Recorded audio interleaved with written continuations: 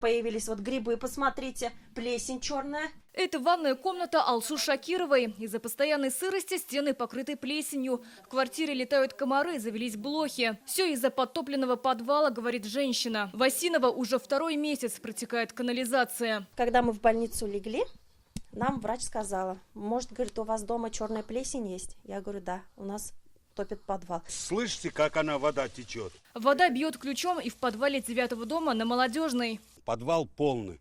И может он не сегодня, так завтра уже обрушится. Такая же проблема и на улице Майская. Если брать только 7-й дом, здесь проживает порядка 200 человек. Во всех 4 подъездах подтоплен подвал. Уже при входе сюда стоит зловещая вонь.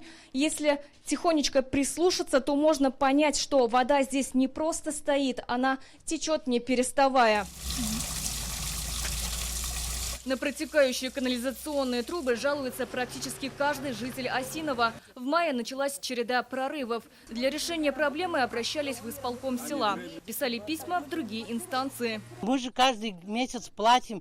Нету здесь у нас должников, нету. Мы платим огромные деньги. Где эти деньги? Проблема в изношенных сетях. Они проложены в 1978 году. Необходимо обновить около 20 километров труб. Их не ремонтировали последние 7 лет. Как нам сообщили в исполкоме, до конца 2023 года они были на балансе водоканал «Сервис». Он отказался от обязательств 31 декабря. В срочном ремонте нуждается и насосная станция, которая уже полвека. Из-за устаревших запчастей работает со сбоями. Вся грязная вода стекает во враг. На данный момент гарантирующим поставщиком услуг назначен МУП «Водоканал» города Казани. Но поставщик еще не приступил к своим обязанностям, так как для приведения системы в нормативное состояние требуется более 70 миллионов рублей.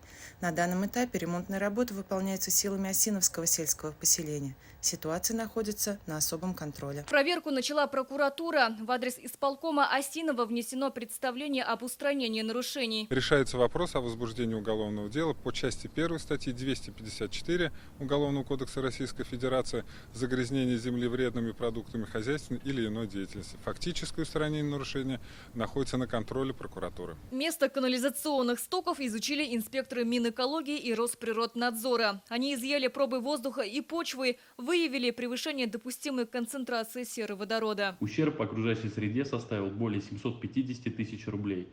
В адрес исполнительного комитета Осиновского поселения направлено требование о возмещении вреда в добровольном порядке. Исполком села направил заявление Казанскому водоканалу с просьбой принять на обслуживание сети водоотведения. В случае отказа он будет вынужден обратиться в суд. Сирина Васильева, Наиль Абдуллин, ТНВ, Зеленодольский район.